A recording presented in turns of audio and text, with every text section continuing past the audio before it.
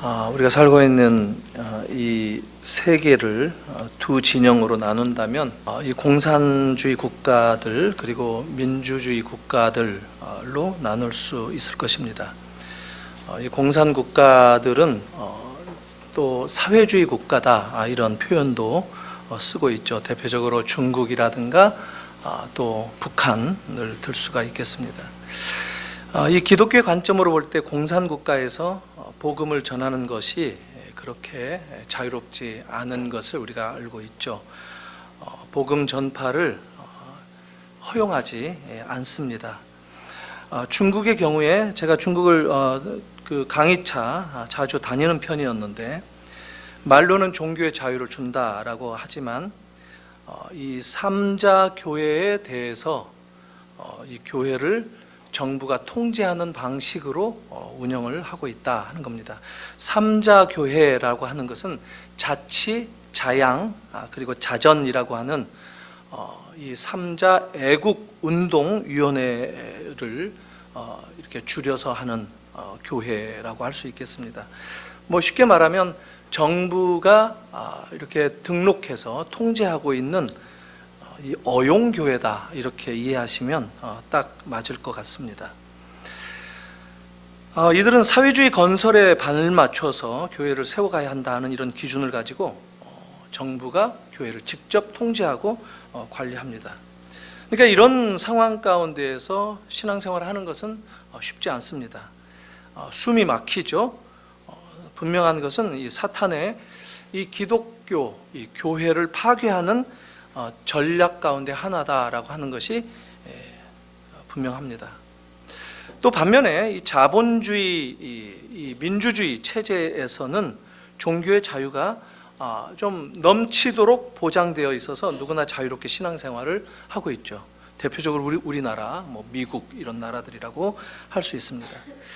하지만 이 사탄은 공산주의 못지않게 이 자본주의 체제에서도 비슷한 파괴 전략을 아주 영악스럽게 구사하고 있다 하는 것 또한 사실일 것입니다. 자본이 신이라고 여기도록 이 물질을 숭배하도록 부추기는 그런 방식을 쓰죠. 돈이 우리 인생 가운데 우리의 삶의 최우선이다라고 여기도록 만듭니다. 그래서 사람들은 이 물질에 이렇게 눌린 채로 짓눌림을 받는 채로 피곤한 삶을 사는 것도 사실입니다. 가정의 건강도 또 물질의 영향으로 파괴되는 경향들, 그런 소식들을 우리가 종종 듣기도 합니다.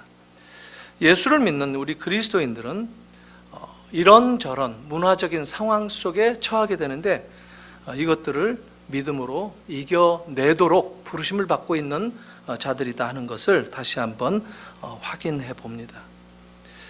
이 포악스러운 사회주의든지 아주 천박한 자본주의든지 믿음으로 살기 위해서 우리가 애쓰고 노력해야 하는 것, 이것은 우리에게 주어진 마치 이 땅을 살아가는 신자들의 숙명과도 같다 이렇게 생각을 합니다. 보통 그 사회주의 국가에서는 성경을 이렇게 금지시키고 또 성경을 압수하기도 하고 함께 모아서 불도 태우고 이런 퍼포먼스들을 종종 보여줍니다. 2년 전인가요? 3년 전인가? 중국에서는 이 지도자가 차를 타고 가면서 이 교회 건물들이 생각보다 많구나 이런 얘기를 어두운 표정으로 했다는 얘기를 듣고 한 3천여 명 함께 예배할 수 있는 새로 지은 교회 건물을 폭파시켰다 하는 이 거짓말 같은 이야기도 실제 전에 들었습니다. 사실입니다. 반면에 이 자본주의에서 우리가 신앙생활하면서 성경을 이렇게 자유롭게 읽을 수도 있고 또 배포할 수도 있고 그런 상황 가운데 우리들이 생활하고 있죠. 그런데 보니까 조사에 따르면 이 98%의 가정이 성경책을 가지고 있다라고 하는데 그 중에 2% 내지 3%의 소수들만 성경을 읽는다라는 것이 발표되었습니다. 그렇다면 성경을 읽지 못하도록 금지한 나라와 뭐가 다를까? 이런 생각이 듭니다. 사실 매사에 이런 식으로 세상은 흘러가기 마련입니다. 성경을 읽고 성경을 배우고 성경을 소중하게 여길 뿐만 아니라 성경 따라 우리 인생이 가야 한다라고 하는 이런 기준, 이것은 더 이상 약화돼서는 안 됩니다. 이것은 그냥 그래도 될 만한 희미한 그런 기준이 되어서는 안 된다 하는 겁니다. 우리 각 가정들마다 이런 기준들이 좀 살아나야 되지 않겠는가, 이런 말씀을 드리고 싶습니다. 오늘 읽어드린 본문에서는 우리는 아주 어려운 상황 속에서 믿음을 지켜왔던 한 가정의 이야기를 듣습니다. 박해가 심했고 또 유대교를 믿다가 예수를 믿는 기독교로 개종한 사람들이 처한 이 어려운 상황은 1세기에 우리들이 요즘에 잘 알게 된 그런 현실이기도 합니다.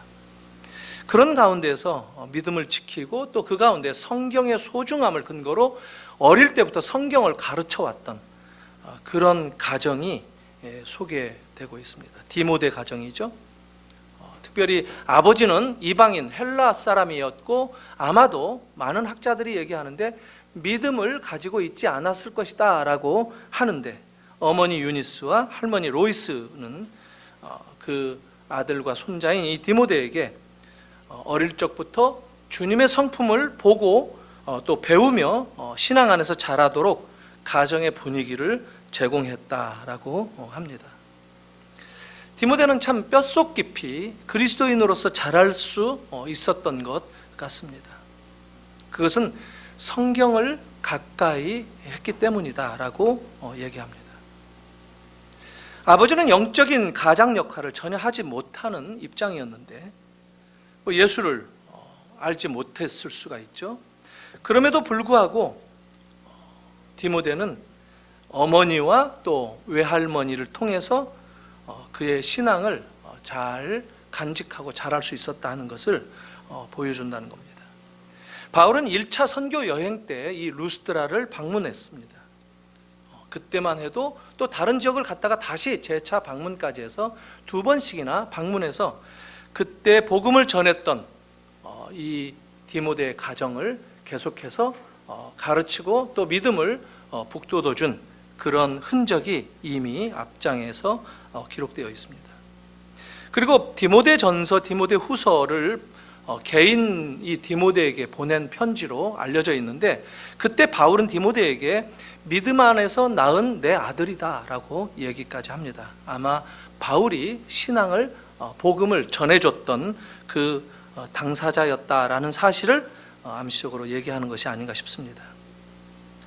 물론 외할머니가 믿음의 첫 세대죠. 그리고 어머니의 이 아름다운 믿음의 영향을 받아서 가정 안에서 믿음을 배우고 자랄 수 있었을 것이다 생각을 합니다. 성경은 정말 중요합니다. 성경을 가르치는 것, 이게 가정에서 이루어지는 것이 얼마나 중요한가 하는 것을 우리가 확인해야 합니다.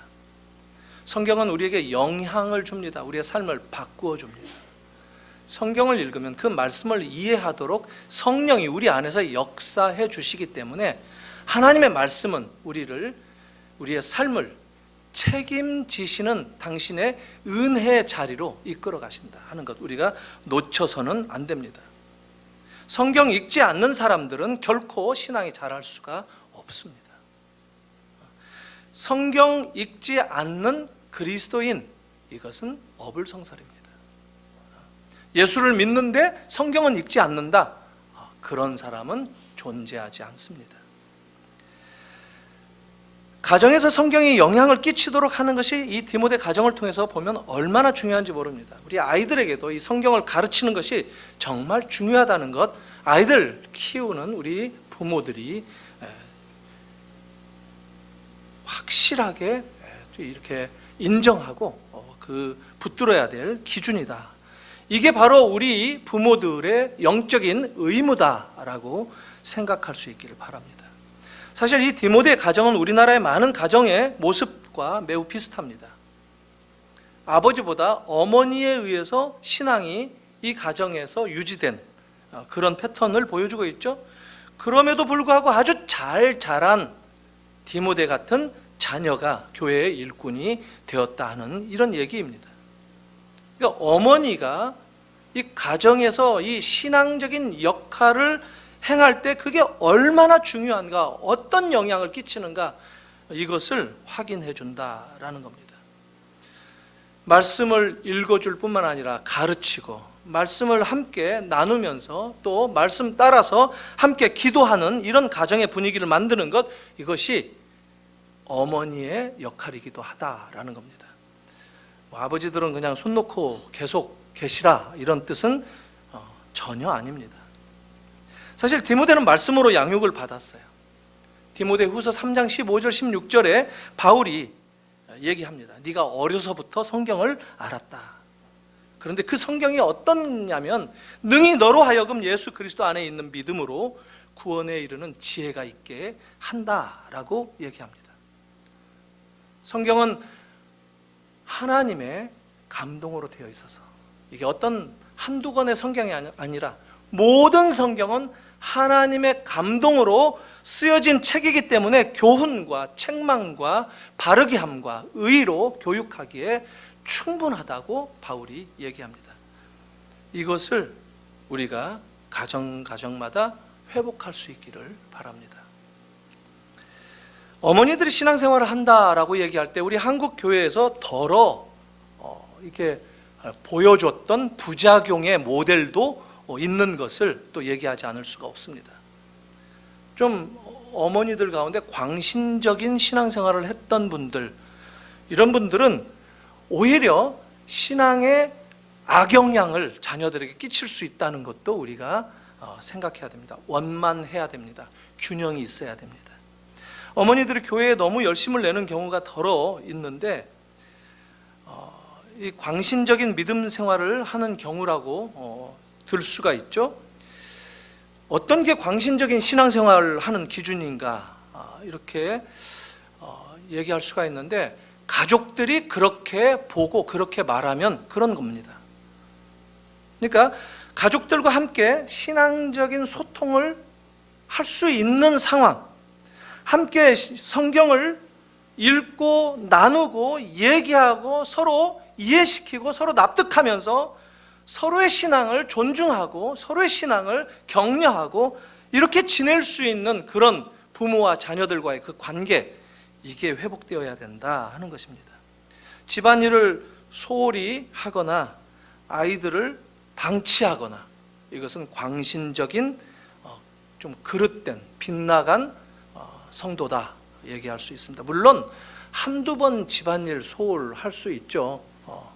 그건 신앙생활이 아니라 게을러서도 소홀히 할 수 있는 것이죠. 서로 사랑 가운데 또 이런 것들도 서로 존중하면서 해결해 나아가야 되는데, 그런 이 경우에 사실 아이들이라든가 또 이 교회에 대해서도 별로 좋지 않은 영향을 끼친다는 거 우리가 알아야 됩니다. 바울은 바나바와 같이 함께 5년 전에 이 루스드라를 방문했던 적이 있습니다. 1차 선교 여행 때 2차례 방문을 했습니다. 처음 루스드라를 방문했을 때 안진뱅이를 고쳐주는 기적을 행해서 그 루스드라 도시 사람들이 바울을 신이다라고 숭배하기까지 해서 바울이 그것을 말리기까지 했던 그런 사건도 있었습니다.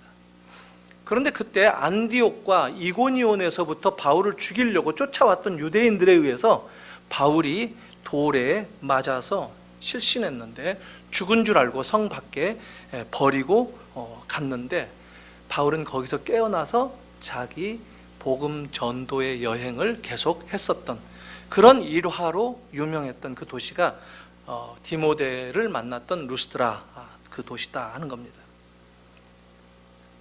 돌에 맞았다라고 얘기하는 것은 누가 돌팔매로 몇 사람이 던졌다 이런 얘기가 아닙니다.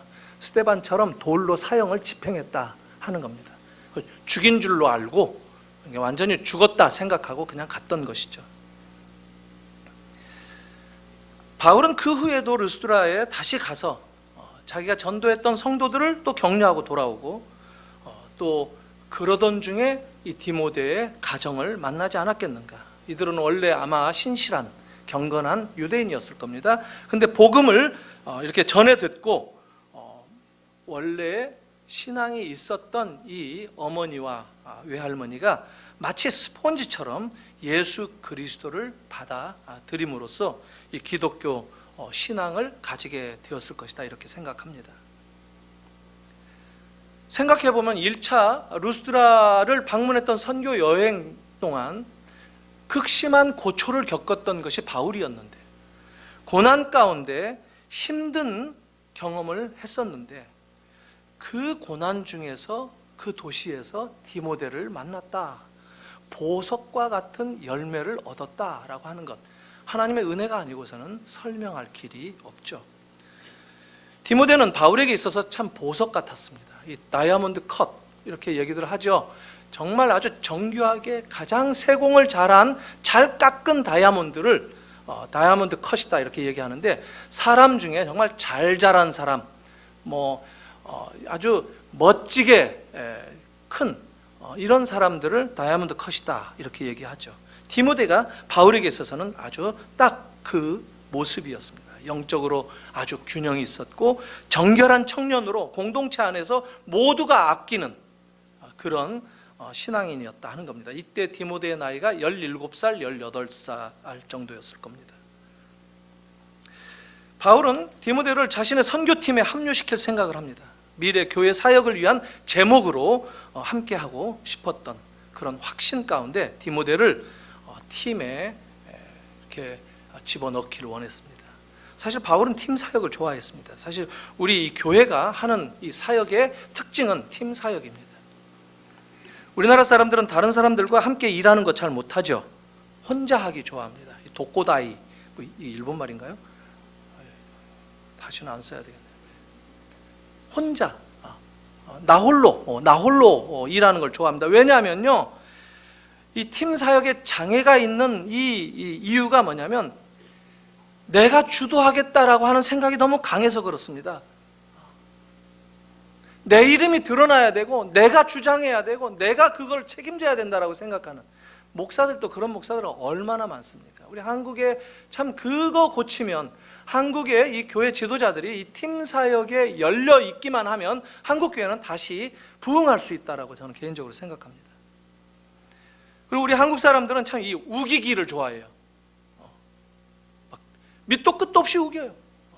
지난주에 미국에서 온 친구 목사님들 두 부부하고 같이 만나서 식사하면서 교제했는데, 세 가정이 모여서 이렇게 참 재미있게, 참 기쁘게 교제하는 시간을 가졌는데, 저 보라고 그런 것 같은데 이분들이 이 사모님 흉을 보는 거예요. 그래서 한 분은 성이 우신데 그 목사님이 이 우길 우시라고, 우길 때는 정말 잘 우긴다고, 시시때때로 우긴다고, 그래서 우길 우씨가 확실히 맞다 이러면서 하는 얘기가, 우길 때는 말이 안 통한다고 이런 얘기를 합니다. 그래서 제가 이렇게 말을 해도 별 지장이 없을까 이런 생각이 들었는데, 옆에 있던 다른 목사님이 말이 안 통해요, 이 말을 딱 듣고 말이 안 통하네 이렇게 얘기하는 거예요.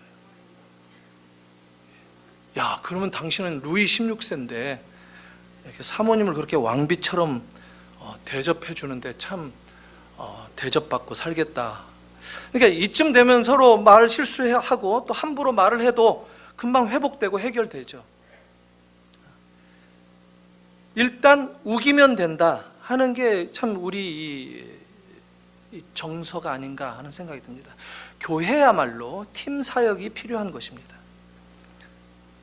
작은 교회라고 할 수 있는 우리 가정도 팀 사역이 필요합니다. 우리들 공동체 말을 하는데, 말만 공동체라고 말하는 게 아니라 진정한 공동체 의식, 공동체 감각을 갖는 것이 필요합니다. 그리고 할 말이 있으면 자기 생각을 억제하고 내려놓고, 이 말이 성경을 통해서 내가 가르침을 받은 말인가 하는 것들을 확인하면서 말하는 게 필요합니다. 그게 교회예요. 어떤 사람들은 이렇게 얘기하면 그럼 뭐 목사만 말하겠네. 뭐 우리는 말 못하게 하려고 그렇게 얘기하는 거 아닌가? 성경 많이 아는 목사들이 그러면 우선이겠네. 맞아요. 그거 모르셨어요? 왜냐하면 성경 중심이니까. 그게 교회예요. 교회는 혼자 일하는 곳이 아니고 사실 목사라고 지시만 내리고 이런 데가 아니라는 거예요. 가르치기만 한다고 사람들이 말을 듣습니까? 함께 나눠야죠. 뜻을 같이 함께 나누면서 같은 목표를 같이 바라보면서 함께 움직이는, 이게 팀이라는 거예요. 세상은 이런 팀 사역을 잘 안 해요. 왜냐하면 혼자 돋보여야 되기 때문에, 혼자 조명받아야 되고 혼자 드러나야 되기 때문에. 이게 죄예요. 성경은 그것을 죄라고 규정해요. 자존심 내려놓으라 하는 거예요. 오늘 우리 주보 보니까 지난주 출석 인원이 202명, 애들까지 합해서 202명이에요. 그중에 연세 드신 분들 한 30분 정도 계시고, 또 어린 애들 한 50명 정도 빼고 한 120명 정도, 이분들은 적극적으로 일에 뛰어들어서 팀 사역을 할 만한 분들이죠. 근데 그중 대부분은 주중에 또 열심히 일들 하시니까 또 좀 많이 피곤한 분들이 또 계시죠. 또 부부가 같이 일하는 가정들이 늘어나니까 또 다 제하고 나면 한 20분 정도 열심을 내서 일할 만한 사람들이 남죠.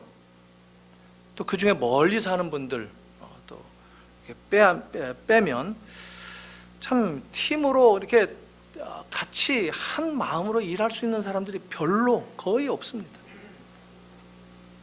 그러니까 나하고 너밖에 없다, 이런 자조 섞인 얘기가 나올 듯 합니다.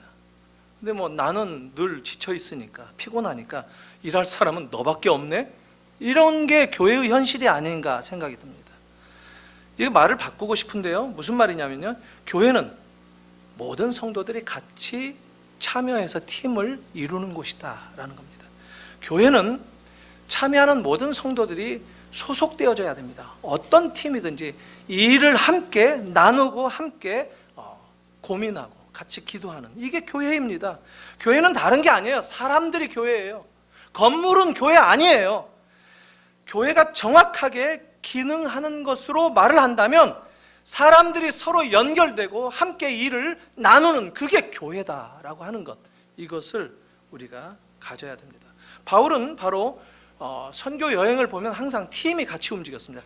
1차 선교 여행 때 바나바와 팀을 꾸렸었죠. 근데 앞장에서 보니까 2차 선교 여행은 바울은 실라와 함께 선교팀을 꾸렸습니다.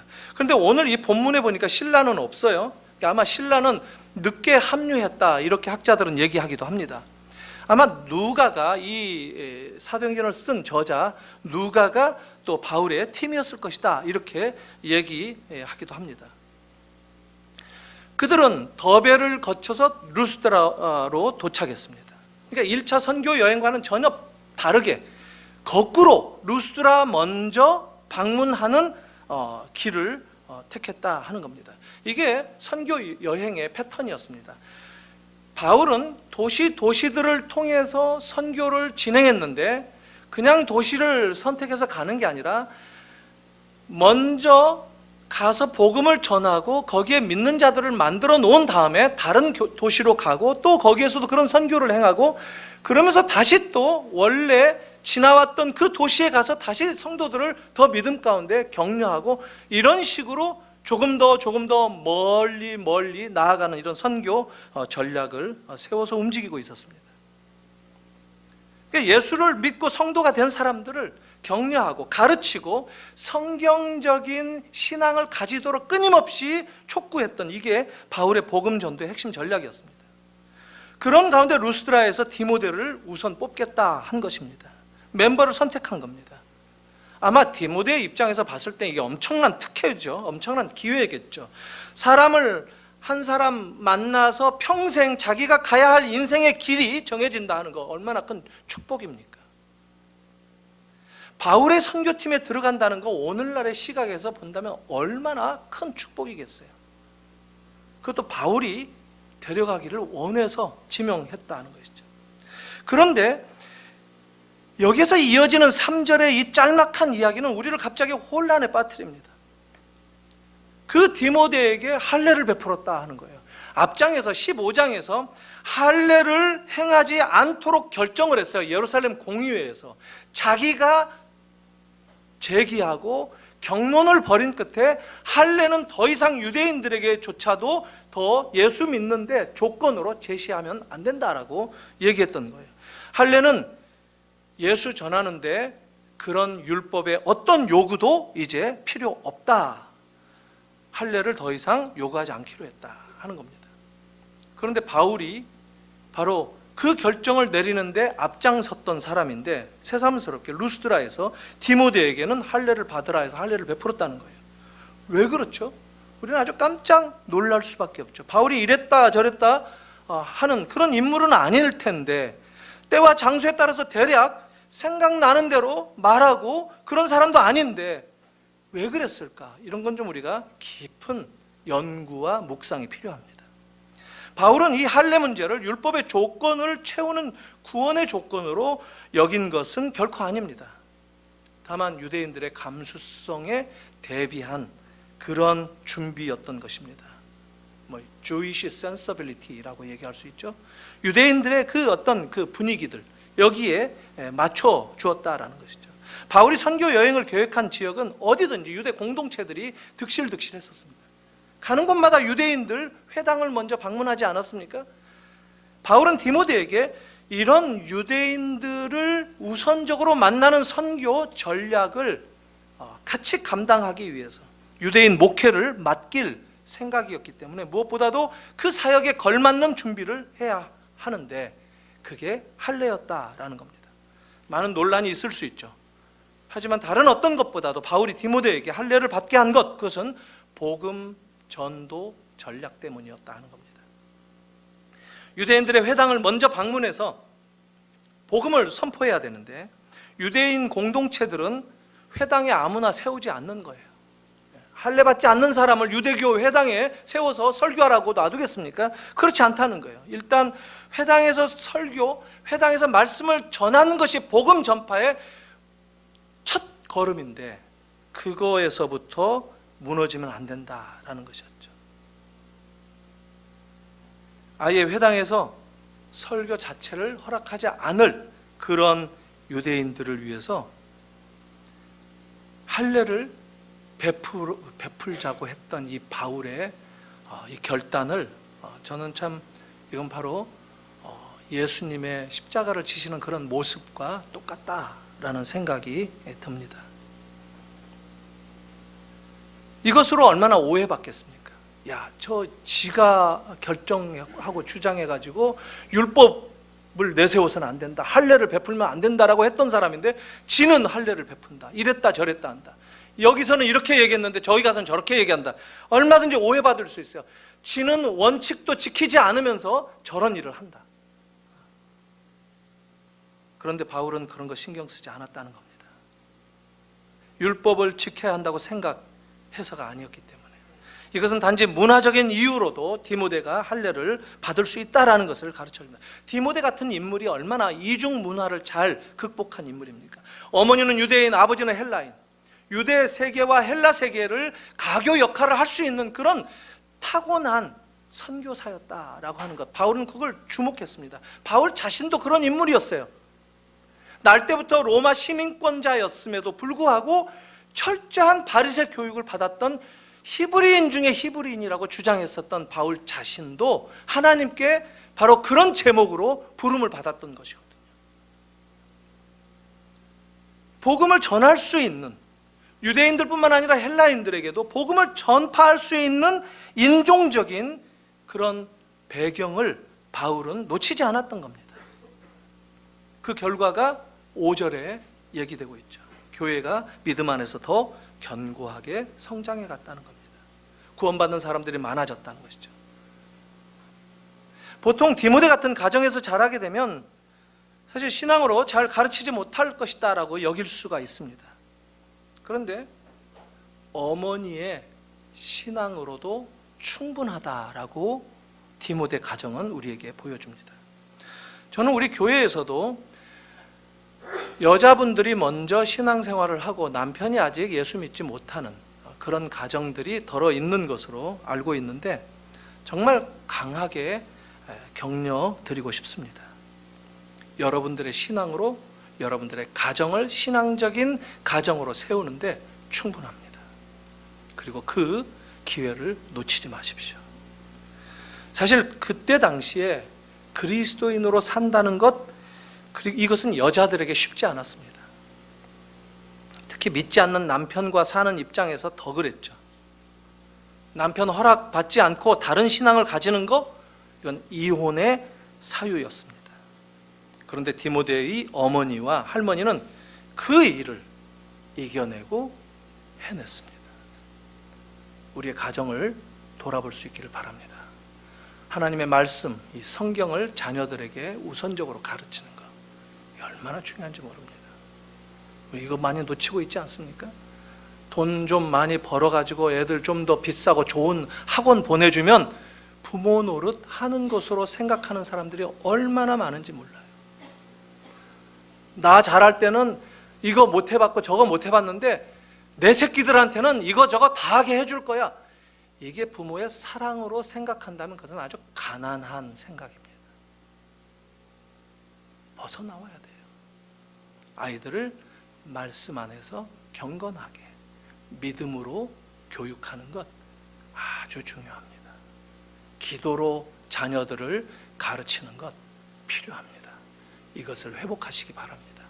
디모데의 이 모습을 통해서 우리의 가정들이 말씀 안에 다시 세워지기를 주님의 이름으로 축복합니다.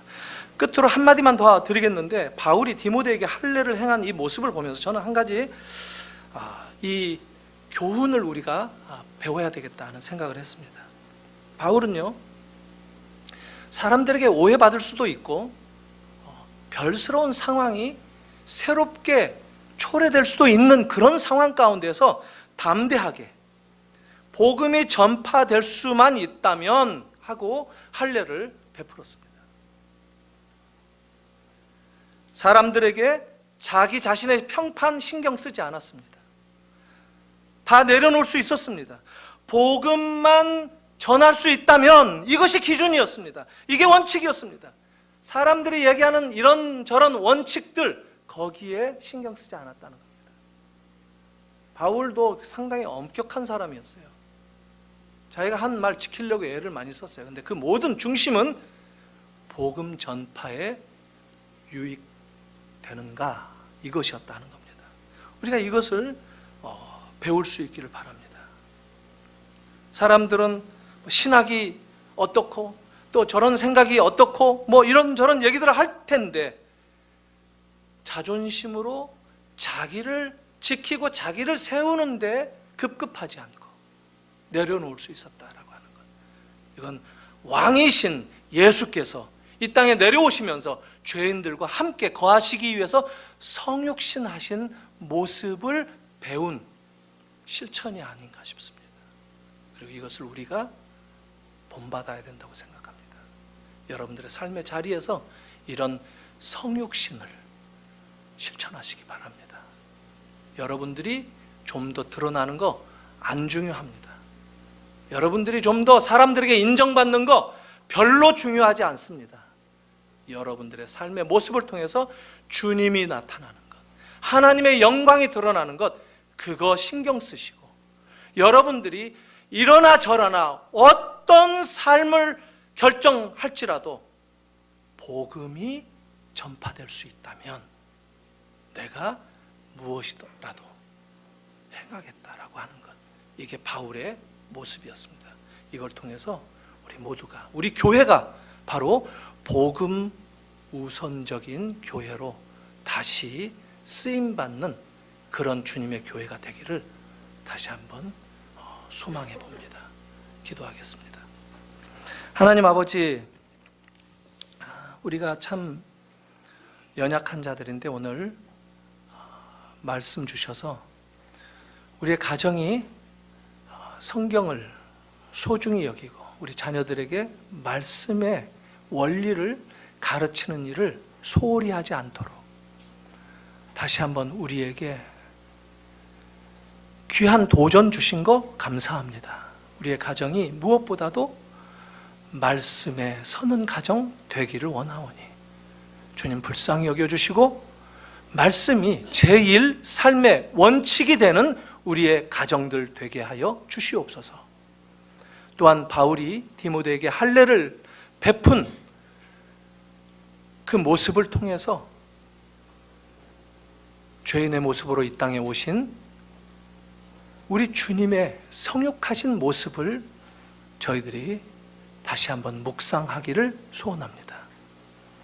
내 평판과 또 사회적인 위치에서의 원리를 충실하게 지키는 나의 자존심, 그것보다도 주님의 복음이 우선이었던 바울의 그 삶의 결정들, 이것을 우리가 배우고 담기를 원하오니 성령님 역사해 주시고 우리 각 개인들이 또 우리의 가정이 주님의 말씀을 사랑하며 주님이 보여주신 십자가를 향한 그 발걸음을 따라가는 그런 삶을 살 수 있도록 인도하여 주시옵소서. 예수님의 이름으로 기도하옵나이다.